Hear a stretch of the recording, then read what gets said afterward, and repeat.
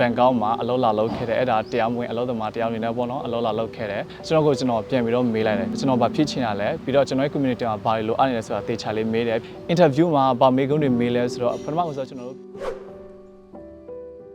အောင်ဆလာဆိုင်ကိုရတယ်အားလုံးပဲမင်္ဂလာပါခင်ဗျာကျွန်တော်နာမည်ကတော့စောချစ်ထွန်းဖြစ်ပါတယ်ကျွန်တော်အခုလက်ရှိမှာတော့ Bangkok University မှာ Media and Communication MIC နဲ့တယောက်နေတဲ့ Chandri ကျောင်းသားတယောက်ဖြစ်ပါတယ်ကျွန်တော်ဇာတိကတော့ကင်ပြည်နယ်ဖအံမြို့နယ်မုကတိကျေကပါကျွန်တော်ငယ်တော့နေဒီကိုဒန်ထိကြတော့ရွာမှာရွာအကြောင်းမှာပညာသင်ခဲ့တယ်ဒါပေမဲ့ကိုဒါအောင်ပြီးတော့ဒီ COVID-19 ရရောပြီးတော့ဒီမြန်မာနိုင်ငံရဲ့အခြေအနေကြောင့်ကျွန်တော်ဒီမှာပညာသင်ခွင့်မရတော့ဘူးပြီးတော့2020မှာကျွန်တော်ဘန်ကောက်မှာအလုပ်လာလုပ်ခဲ့တယ်အဲ့ဒါတရားမဝင်အလုပ်သမားတရားဝင်နဲ့ပေါ့နော်အလုပ်လာလုပ်ခဲ့တယ်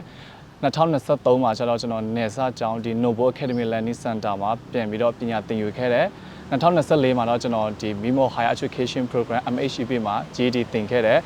GED Diploma ရရကျွန်တော်2025မှာကျွန်တော်ဒီ Chandri Scholarship နဲ့ Bangkok University မှာကျွန်တော်ကျောင်းတက်နေပါတယ်ကျွန်တော်ဒီ Chandri Scholarship ဝင်တာတယောက်ဖြည့်စေတဲ့အရာတွေမှာအများကြီးမှာပထမဆုံးတစ်ချက်အနေနဲ့ပြောချင်တာကျွန်တော် web preparation ပေါ့နော်ကျွန်တော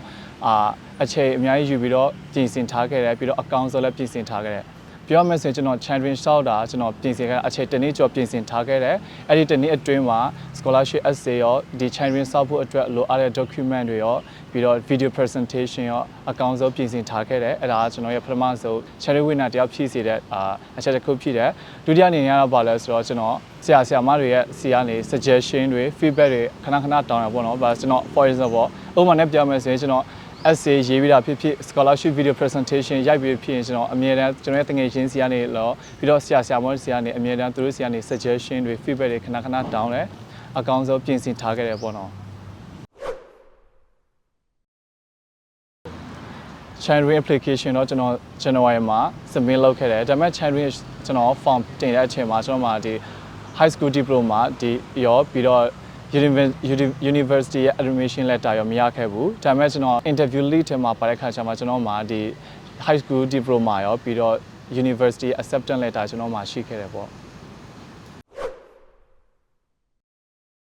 ့အကယ်၍ကျွန်တော်ဒါ Chandri Scholarship မရခဲ့ဘူးပြီးတော့မလျှောက်ဖြစ်ခဲ့ဘူးဆိုရင်ကျွန်တော်ရဲ့ကျောင်းဟောင်း Noble Academy Learning Center မှာကျွန်တော် volunteer ဆရာအနေနဲ့ပြန်လုပ်မှာဖြစ်ပါတယ်။ဘာလို့လဲဆိုတော့အဲ့ဒီကျောင်းမှာကျွန်တော်မြင်တယ်ပေါ့နော်သူကျောင်းသားတွေက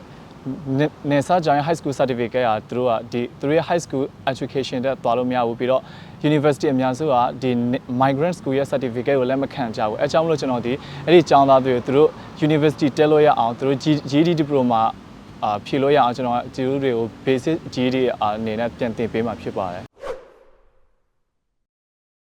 Okay Chandri essay အကြောင်းပြောရမယ်ဆိုရင်ကျွန်တော်ကပထမဦးဆုံး Chandri essay မရေးခင်မှာပထမဦးဆုံးကျွန်တော်ဘာလုပ်လဲဆိုတော့သူတို့ရဲ့မေကွန်းကိုတေချာလေးပြန်ဖတ်ကြည့်တယ်သူတို့ကဘာလို့ချင်တာလဲကျွန်တော်အဲ့ဒါကြောင့်မလို့ကျွန်တော်မေကွန်းကိုတေချာအောင်ဖတ်လိုက်တယ်ပြီးမှကျွန်တော်ပြန်ပြီးတော့မေးလိုက်တယ်ကျွန်တော်ဗာဖြစ်ချင်တာလဲပြီးတော့ကျွန်တော်ရဲ့ community မှာဘာလို့အားနေလဲဆိုတာတေချာလေးမေးတယ်ပြီးတော့စာအုပ်မှာရေးချလိုက်တယ်အဲ့မှာကျွန်တော်စပြီးတော့ဒီbrainstorming ဆက်လုပ်တယ်ကျွန်တော်ခေါင်းထဲမှာပေါ်လာတဲ့အတွေးမှန်သမျှကိုစာအုပ်ထဲမှာအကလို့ချရေးလိုက်တယ်ပြီးတော့မှကျွန်တော်ရေးချင်တဲ့အရာပြီးတော့ Chandri Scholarship essay မေကွန်းနဲ့ကိုင်းညီတဲ့ဒီအကြောင်း information အားလုံးကျွန်တော်ယူပြီးတော့နောက်ဆုံးကျွန်တော်ရင်ဆုံး draft ရေးရတယ်ပေါ့နော် draft ကျွန်တော်ရေးတဲ့အခါမှာကျွန်တော်ဒီ academic writing format နဲ့ရေးတယ်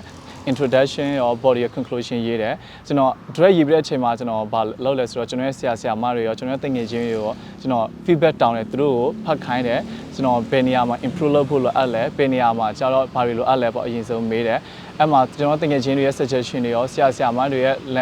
feedback တွေကိုယူပြီးတော့ကျွန်တော်နောက်ဆုံး final draft ရေးတယ်ပေါ့နော် final draft ပြီးတော့ကျွန်တော်နောက်တစ်ခေါက်ဆရာမတွေစီကနေ feedback တစ်ခေါက်ပြန်တောင်းတယ်ပြီးမှနောက်ဆုံးကျွန်တော်နောက်ဆုံးတစ်ခေါက်ပေါ့နော် the second final ပြန်ပြီးတော့ရေးလိုက်တယ်interview ကြောင်းပြောမယ်ဆိုတော့ကျွန်တော်မီမိုဟော်မှာကြောင်းတက်ကြတဲ့ဟိုဆရာမတွေနဲ့ခဏ interview မေးခွန်းတွေခဏ practice လုပ်ဖြစ်တယ်ပြီးတော့ကျွန်တော်ရဲ့တငယ်ချင်းအခြေနဲ့လည်းခဏလုပ်ဖြစ်တယ်ပြီးတော့ interview ကိုဖြေတဲ့ခါကျမှကျွန်တော်ဘယ်လို practice ခဲ့လဲဆိုတော့ဒီ interview မှာမေးလေးမိထားရှိတဲ့ခုံမှု question လေးကျွန်တော် online မှာရှာပြီးတော့ကျွန်တော်ဘယ်လိုဖြေမှာလဲဆိုတာစာအုပ်မှာရေးချရတယ်ပြီးတော့အရင်ဆုံးကျွန်တော်ပေါ့နော် man ရှေ့မှာအရင်ဆုံးကို practice လုပ်ဖြစ်တယ်ပြီးတော့တငယ်ချင်းတွေနဲ့ခဏ practice လုပ်ဖြစ်တယ်ပေါ့နော်interview မှာဗာမေကွန်းတွေမေးလဲဆိုတော့ပထမဆုံးကျွန်တော်တို့သူတို့မေးတာဗာလဲဆိုတော့ကိုယ့်အကြောင်းအရင်ဆုံးမိတ်ဆက်ရမယ်ကိုယ့်အကြောင်းရယ်ပြီးတော့ family background မေးရမယ်နောက်တစ်ခု အများဖြင့်မေးတာချောက်ပါဆိုတော့ကိုဘာဖြစ်လို့ပေါ့နော်ဒီ scholarship နဲ့ထိုက်တန်ရတာလဲဆိုတာကိုသူတို့မေးတယ်နောက်ဆိုတစ်ခုအရန်မေးတာချောက်ပါဆိုတော့ကိုရဲ့ future career နဲ့ future plan ပေါ့နော်ကိုအနာဂတ်မှာကိုဘာတွေလုပ်ချင်လဲဆိုတော့သူတို့က detail မေးတယ်ပေါ့နော်ကိုကအကယ်၍ detail မသိဘူးဆိုရင်ဒါနည်းနည်းတော့ခဲမှာပေါ့နော်အဲကြောင့်မလို့ကိုဘာဖြစ်ချင်လဲဘာလုပ်ချင်လဲဆိုတာကို detail သိထားရင်တော့ပိုပြီးတော့အဆင်ပြေမယ်လို့ပြောချင်ပါတယ်ဒီ Chinese scholarship ကြောင့်ပေါ့နော်ကျွန်တော်ကဒီမျိုးအနာဂတ်မသိချမိရတဲ့ဘဝနဲ့အခုလို့ဆိုရင်ကျွန်တော်ဒီ Bangkok University မှာကျွန်တော်တက်ချင်တဲ့ major နဲ့ပညာသင်ကြားနိုင်တယ်ပြီးတော့ကျွန်တော်သွားချင်တဲ့ရေမှန်ချက်ပန်းနိုင်စီကိုလည်းရောက်အောင်တွန်းပို့နိုင်တဲ့ခြေလမ်းတစ်ခုနဲ့ဖြစ်နေတယ်ပေါ့နော်ပြီးတော့ Chinese ကျောင်းမှုပေါ့နော်ကျွန်တော် high school diploma လည်းအောင်ခဲ့တယ်ပြီးတော့အခုကျွန်တော်တက်ချင်တဲ့ဒီ media and communication major ကိုလည်း၄နှစ်တိုင်ပေါ့နော် degree ရတဲ့အထိကျွန်တော်တက်နိုင်တယ်ပေါ့ဟုတ်ကဲ့ဒီနောက်နေ့ပေါ့နော်2026မှာChinese scholarship ကိုစောင်းမဲညီငယ်ညီမအတွက်ပြောချင်တာပါလဲဆိုတော့အကောင်းဆုံးပြင်ဆင်ထားပါ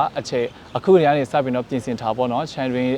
January February မှာထွက်မယ်ဆိုရင်အခုတည်းကကြိုတင်ပြင်ဆင်ထားပါပြီးတော့ Chinese ရှောက်ဖို့အတွက်လိုအပ်တဲ့ document တွေ information တွေကိုအခုတည်းကကြိုတင်ပြီးတော့စုဆောင်းထားပါပြီးတော့ essay တွေကိုလည်း